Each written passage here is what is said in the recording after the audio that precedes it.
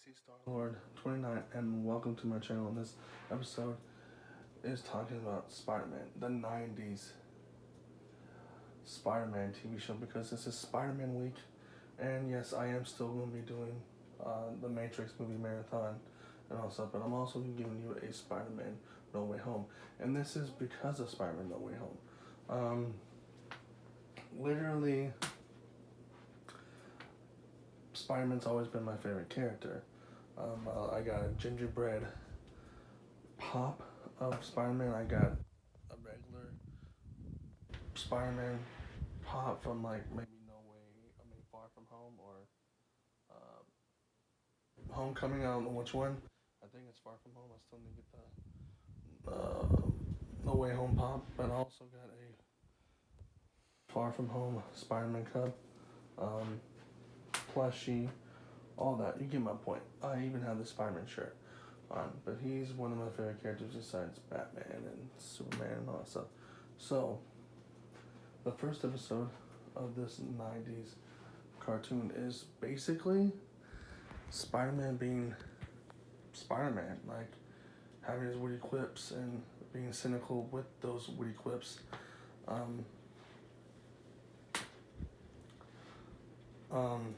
And the first episode has to do with Lizard. So Lizard is in the Andrew Garfield movies, and now going to be in Far From Home. Not Far From Home. No Way Home. My bad. Sorry, I'm gonna get those confused. But anyways, the Lizard is in the first episode from Andrew Garfield's and No Way Home. But this one is completely different. He actually looks like a lizard. The movie makes him look like a lizard in Andrew Garfield's, but not with a long, like, alligator beak. They make him look more humanized in a face in the movies. So this one has a long beak, and Connors is already a lizard by this time in the first episode. They do show in the process how he became the lizard and how he transformed into the lizard, and they also do the rat. They also do the reptile DNA with the rat, like they do in Andrew Garfield's movie, but in a completely different way of storyline and telling. And then Peter Parker finds out Aunt May needs money to pay the rent, so he has to take pictures of course, that's where he gets in the TV show, where he gets the glam shots from Tobey Maguire's movie, where he puts the camera on the wall to take pictures of it. And then that's exactly what he does. He takes pictures of Lizard, and he gets money for his Aunt May to pay the rent, and also helping out his friend, his teacher friend, and professor, Dr. Connors. And which they also show Dr. Connors with his arm and stuff, and Tobey Maguire, and also having that relationship. But in the cartoon, they do have that relationship, but basically he becomes a lizard, and he wants to affect everyone, and Spider-Man stops him right away. Not like in the movie where Andrew is on the way trying to stop him, and and that formula's already raining down. It's not like that. Spider-Man automatically stops him. And what I mean by his cynical clips, like in the very beginning, this one guy says, the red eyes. Says, is he purple and he's a monster? And he says some weird joke, but basically cares for the person he's saying, but he wants to make a witty joke about it and some of that. In every episode, he makes some witty clip or witty joke. The second episode of the cartoon has nothing to do with Andrew Garfield's or Tobey Maguire's or even Tom Holland's. It's a original idea called a Spider Slayer. So, everyone that was ever seen Daredevil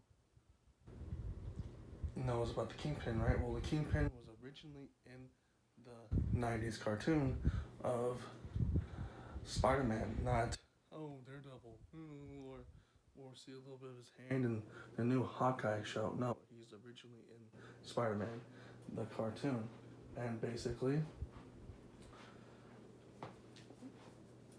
that's not the point. Not the point there, but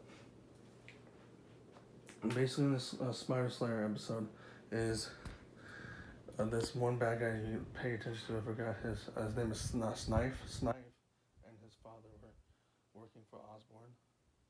Osborn that is Green Goblin, but not yet in the TV show. Not yet in the TV show, but is Green Goblin that you're going to see in No Way Home, and also Tobey Maguire's movie. But in the cartoon, he's not Green Goblin yet. So Snipe and his father, and his father has the same last name. They are working for Osborn to take down Spider-Man, and you see Spider-Man fighting this Black Widow robot spider. Yes, Black Widow, Natasha Romanoff. You get it. Before Natasha Romanoff, there's a spider robot named. There's a spider robot. There's a Black Widow, and it's a Spider Slayer trying to take down Spider-Man, and everywhere it goes and all that stuff. But before that, they had these little drone robots that are chasing down Spider-Man to, test out that theory that the Spider Slayer can keep up with Spider-Man. And then eventually these little drones do that, but the drones get destroyed by Spider-Man. And then the Spider Slayer, the Black Widow Spider Slayer, comes about and tries to take down Spider-Man, and then takes out Eddie Brock. Yes, Eddie Brock's in this before. Oh yeah, Eddie Brock's in this show.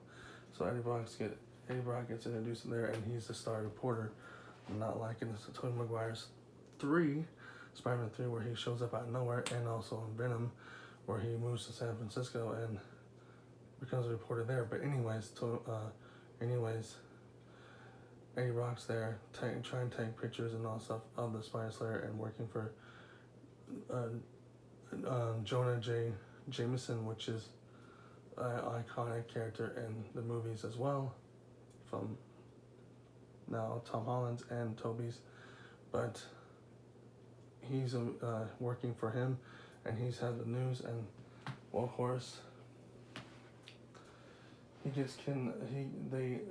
all get basically, Eddie Brock is reporting, and Flash Thompson gets kidnapped because Flash Thompson from Andrew and Tom Holland's and Tobey, a different one, admires Spider-Man, and he puts on a Spider-Man costume on at this party they're all at, and even Peter Parker, because he was hired to take pictures for Felicity, and that's not from Arrow, that's a different one, and she's a rich girl, and the parents are putting on this charity where Jonah is hosting, and everyone's there. You even have a background person. Eddie Brock's the back person for photos, and then Flash Thompson puts on a Spider-Man suit, and that's where the Spider Slayer comes and takes Flash Thompson as excused as Spider-Man. But they soon find out that that's not the real Spider-Man. They unmask him as Flash Thompson. May's like, oh, he goes to school with my son, and my grandson, and that gets Jonah Jameson like, okay, that's not the real Spider-Man. Who's the real Spider-Man then? So Peter Parker ends up destroying the Black Widow Spider Slayer and ends up getting everyone rescued, even Flash Thompson, all that stuff. And even wins the date with